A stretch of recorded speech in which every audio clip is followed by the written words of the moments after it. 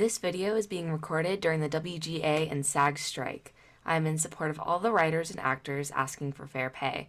These TV shows would not be possible without their hard work. A way to donate to their cause is in the description.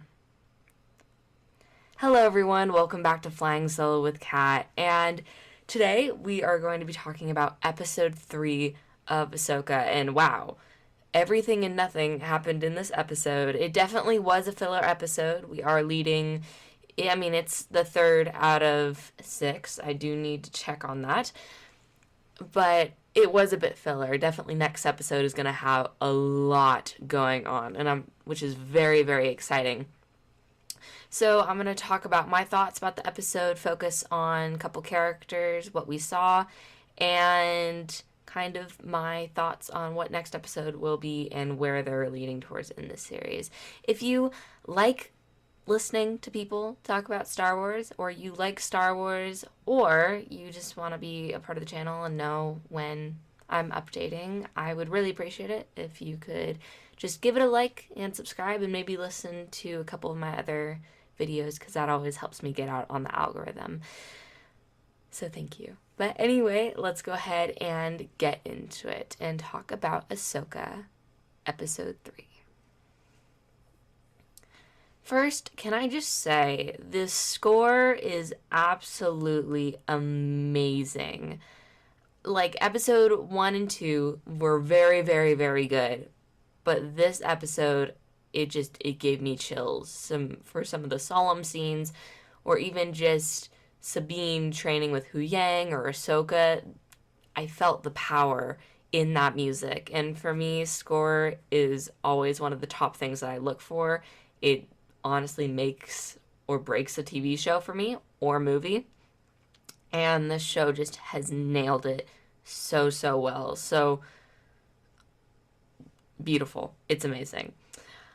I'll go ahead and start off with, let's see. I'll start off with Sabine, because we do kind of start with Sabine and Ahsoka. So I will start with Sabine, and we see her training with Huyang. And, okay, Huyang, you gotta give my girl some credit, okay? The sass is not needed. She is trying her best. I just honestly love how Huyang is just like, yeah, you suck. Like, you should not be a Jedi. What are you doing? And yet, I think Sabine almost needs that, in a way, so she can work harder and prove Huyang wrong. But also, it's like, come on, Huyang, like, give her a break. She's trying her best. And even Ahsoka was like, bro, chill. And Huyang was like, no, I'm correct. So found that very, very funny, if not a bit sad. But Sabine's whole thing of trying to train with the different martial arts for lightsaber forms is amazing. I don't think we've really seen that portrayed so well, besides in A New Hope, and even then it wasn't really mentioned, but it was kind of there's a major Sabine and Luke parallel. Sabine feeling the Force in her mind, not just her body, and not just moving her body, but using her mind and her senses to really connect with the Force. We had her put on the helmet, so where she couldn't see, which was very reminiscent of Luke in A New Hope, where he had the little droid and he wasn't looking, and he had to kind of do all of that, which was very nice to see. And I loved that little bit of callback to that. Sabine trying to use the Force and absolutely failing was what I needed. Honestly, you kind of know, if you listen to the past episodes, you do kind of know my thoughts on how I feel about Sabine being Force sensitive and all of that. I want her to really work for it and want her to earn it. And truly, that's what I've been seeing in how she is characterized and how hard she's trying to use the Force, on how Ahsoka uses it, and not actually looking inside of herself and looking inside her mind and being like, okay, I really truly need to connect with the Force. And that's perfect. That's what I wanted. It's what she needs as a character, to not just be someone who, oh, it's the Force, I'm just gonna wield the Force now. She really has to work towards it, and I love that with Star Wars, that they're usually very, very good about doing that. And she was really, really great to watch. And also, you know, she looked amazing. So, amazing to watch. Really fun character. I'm really excited to see where Sabine is going to go. I liked her in Rebels. I was talking with someone about this. I liked her in Rebels. I just necessarily didn't feel the connection with her as much as I did Callus or probably Hera. Callus or Hera is probably like my two, which are they're so different characters in Rebels. But I really just how I am. I connected both with those characters, but not as much as Sabine. But with her kind of grown up but learning to use the Force and stuff, I do connect with her more. And I do understand her motivations to get Ezra back, which is great. I love that. I love that we're getting more just character depth with her. I'm going to talk about Ahsoka real quick. She had a lot to do in this episode between trying to train Sabine almost in a master and apprentice type way, which I love. And as I said before, the total theme of this show is master and apprentice. That's just where it is. But also Ahsoka taking a step back and realizing that she's not as good as Sabine, and Sabine's not as good as her, and they need to work together instead of Ahsoka trying to teach her and teach her and teach her. And even in the fight scene, she asks Sabine. It takes her a couple seconds, and I love those couple seconds. We get to really look into Ahsoka's eyes to where she's hesitant to trust Sabine again. She is. And that's really hard for her because if we think back, she left the Jedi Order, the only family she ever knew, and she was alone for the longest time, if we're not talking about the sisters. But she was alone, and she always relied on herself for stuff. So Ahsoka has to take a look and be like, you know what? No, I need to give Sabine a chance.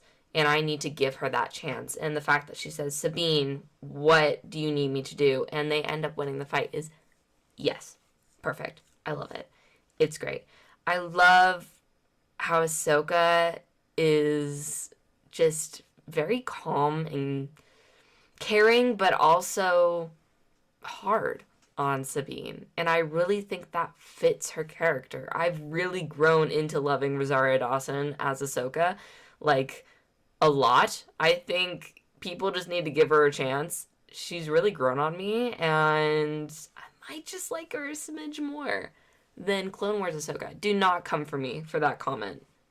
But that's just kind of how I feel, is how she holds herself. And she has so much pain. And yes, there is things that she needs to work on.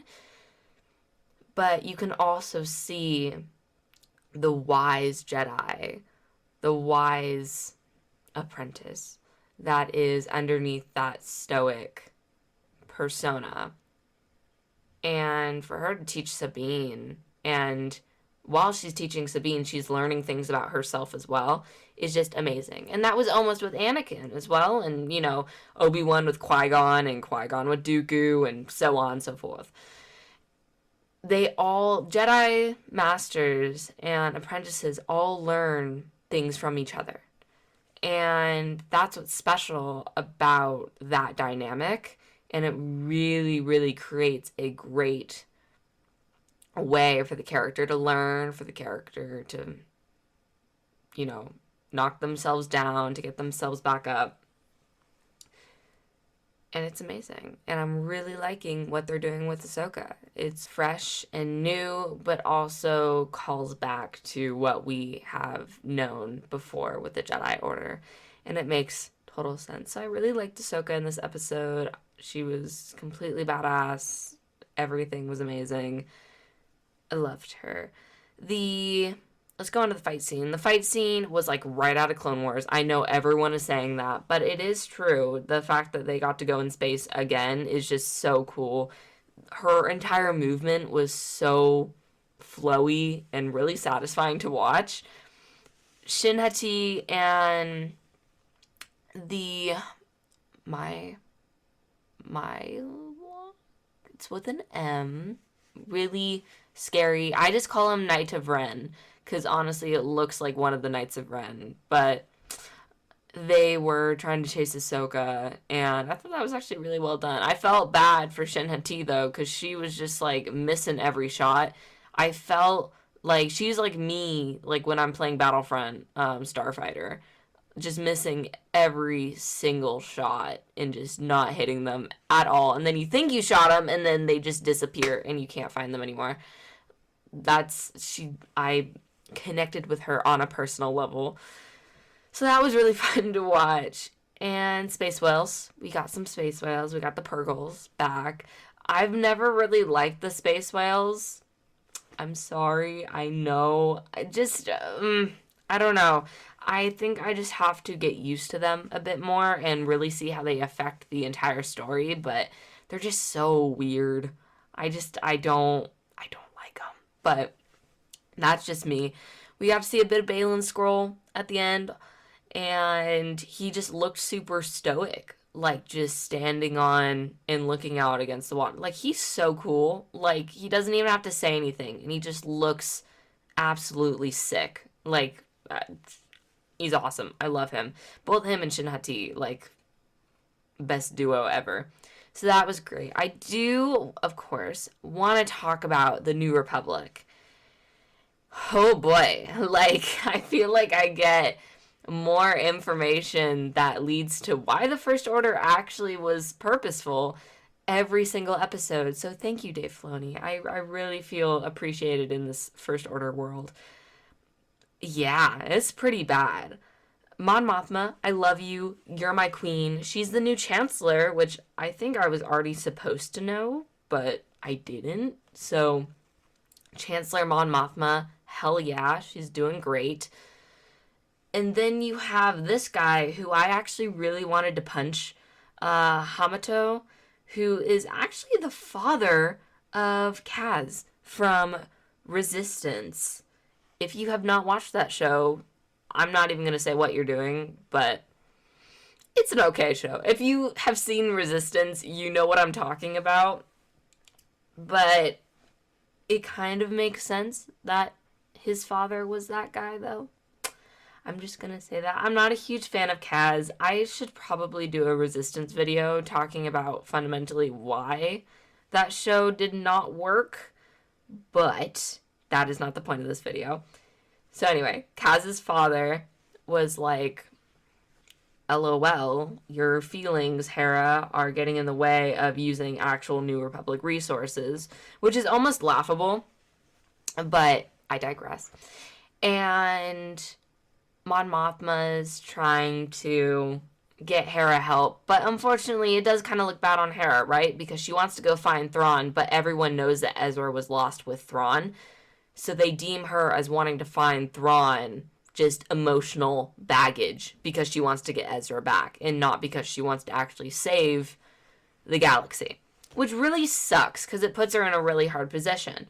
So he says that much, and Hera maybe has one of the best lines in, yeah, I'll say all of Star Wars. Probably one of the best lines in this show, but I'll even go as far and say one of the best lines in Star Wars. And she asks him, were you in the war, Senator? And surprisingly, I was actually really surprised that he said, no, I was not. And she's like, and she said, did you just sit on the sidelines and see who would come out on top? And it was dead silent. And I was like, whoa, that's powerful. Because that's the whole problem with the New Republic and what I've been saying for the past 4 episodes. The New Republic does not care about creating another war because the senators that were with the Empire, that even if they didn't like the Empire and they wanted to help the rebels, they wouldn't because they were financially stable and the Empire had given them absolutely anything. They'd given them power, they'd given them money, they've given them status over their own planets. And quite honestly, the only reason why, because Palpatine was dead and the Empire at the Battle of Jakku, they fled and no one was really supporting the Empire anymore, they then sided with the New Republic, but they were still up on top. And even one of the other senators that I don't remember the name of, she said, well, there are many Imperials that work for us, and they took an oath to that they were not hail the Empire. And Hera almost laughs. She's like, well, all hail the Empire does not sound, it sounds like they broke that oath. Yes, it does. The fact that the New Republic is so blind to what people will do to survive and what people will do to bring back an old regime that benefited them. And it's crazy. It's absolutely stupid. And I'm so happy we have these scenes because it just makes me love. Now, okay, I don't agree with the First Order. Let me just say that this here as well. I'm not a First Order sympathizer, but it makes sense why the First Order came to be and why it actually happened. And the New Republic did nothing about it and why they got blown up. It makes complete sense. And it's very just interesting how that was. You could really tell, even Mon Mothma, she was put in a hard place because she doesn't want to be Palpatine, right? She doesn't want to be that chancellor to where everyone could vote, but, you know, he still ended up killing a whole bunch of people. The votes didn't really matter, just the senators felt important, but the Empire would pay them off to either push the vote or do all this other stuff. It would, like, Padme would have absolutely hated it. So it was not done correctly. And Mon Mothma doesn't want to be that person. She doesn't want to be that chancellor. So, of course, when the senators, shockingly, say that Hera is not allowed to use New Republic resources to go find Thrawn or go defeat Thrawn, Mon Mothma has to side with them. And that's hard for Mon Mothma as well, because you could tell she wanted to help, but she wants to do it right. She wants this new government not to be Empire 2.0 or be corrupt as the Empire. And yeah. So, shockingly, Hera doesn't get all that stuff.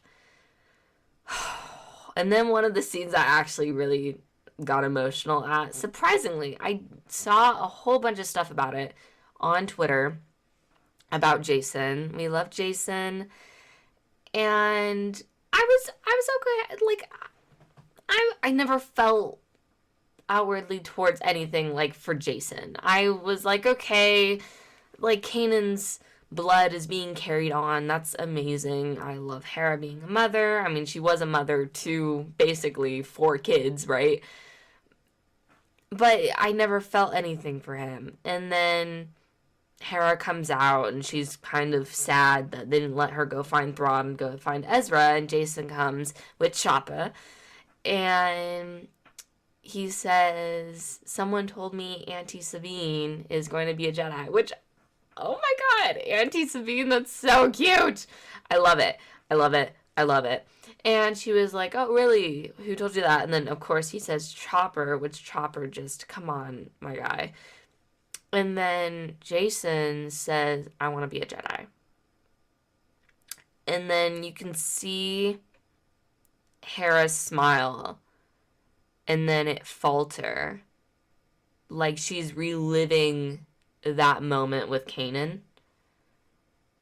And she's reliving that moment with Ezra. Of them sacrificing themselves because they were Jedi and because it was the right thing to do. And specifically for Kanan, for his father. And you could see the pain that is in her eyes and the pain that she still carries about Kanan and about Ezra. And, of course, it happens for maybe 2 seconds, and then she switches it, smile back on her face, and she's, I know you do, Jason.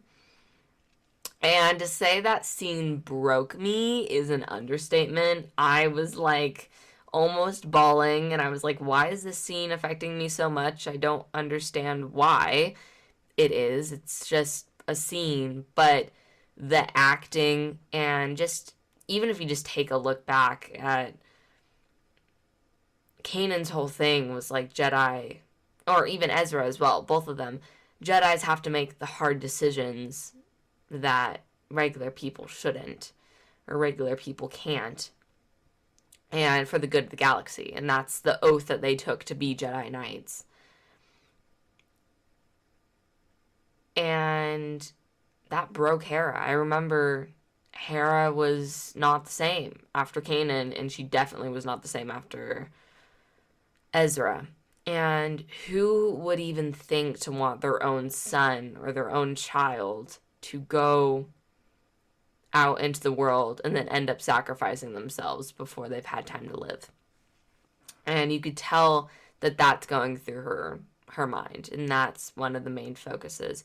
And yeah, it broke me. I'll be real. It did break me because I love Kanan, like one of my favorite top Jedi, and you could see the pain in Hera's eyes and the pain that she carries from those deaths because they were Jedi. So I did just want to touch on that for a bit. The directing and the acting in this show is just something that I have never seen before. It is some of the best that I've seen in a Star Wars show to date. Not discrediting any other Star Wars show, but this one has maybe made me feel the most since Andor, which is not saying a lot, but this episode made me feel a lot of emotions, and I really liked it. Now, it could just be me being biased about Star Wars. I love new Star Wars. Y'all know this. I love Star Wars. New Star Wars, old Star Wars, I'll always find the good in it, but I really don't have anything bad to say about these episodes that have been coming out. I really don't. Can really try to find something that I hate about it, and it's very, very hard to do. So overall, I'm really, really enjoying the show. Just really quick thoughts on what I think next episode might be.